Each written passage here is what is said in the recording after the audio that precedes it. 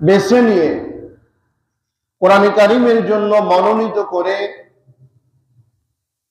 পবিত্র জুম্মার দিন শত ব্যস্ততার ভিতর দিয়েও কোরআনের আকর্ষণে, কোরআনের টানে আল্লাহ রাব্বুল আলামিনের ডাকে সাড়া দিয়ে শয়তানের সকল প্রকার ধোঁকা থেকে আল্লাহ রাব্বুল আলামিন হেফাজত করে আমাদেরকে তার ঘর মসজিদে এসে কোরআনে কারিম থেকে আলোচনা করার এবং শোনার পরিবেশে বসার জন্য কবুল করলেন।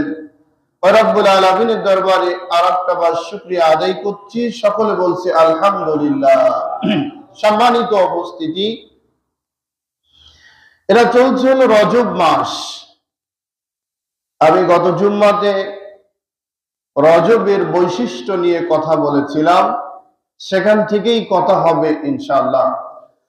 রজব আল্লাহ রাব্বুল আলামিন আমাদের নবীকে নিয়েছিলেন ট্রেনিং দেওয়ার জন্য, শিক্ষা দেওয়ার জন্য। নিকট থেকে আরো নিকটে আল্লাহ রাব্বুল আলামিন নিয়েছেন। কখন নিয়েছিলেন? এমন একটি সময় নিয়েছিলেন, নবী যখন মাক্কি জীবনে অবস্থান করতেছিল। এই মাক্কি জীবনে অবস্থান করার সময় আল্লাহ রাব্বুল আলামিন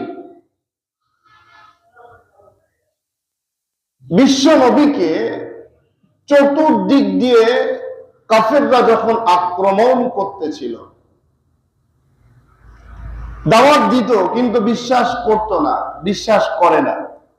কোরআনে কারিমের স্পষ্ট কথাগুলা তারা মানতে রাজি ছিল না।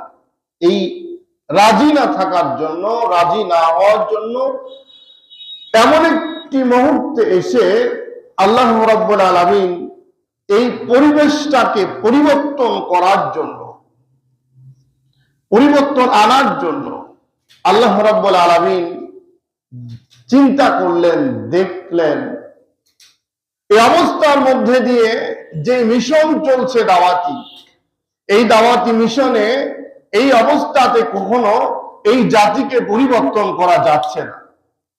না যাওয়ার জন্য আল্লাহ রাব্বুল আলামিন তার হাবিবকে, বিশ্ব নবীকে একান্তই আল্লাহ রাব্বুল আলামিন একটি ট্রেনিং এ এমন একটি জায়গায় নিতে চাইলেন, যেখানে গিয়ে রাসূল সাল্লাল্লাহু আলাইহি ওয়াসাল্লাম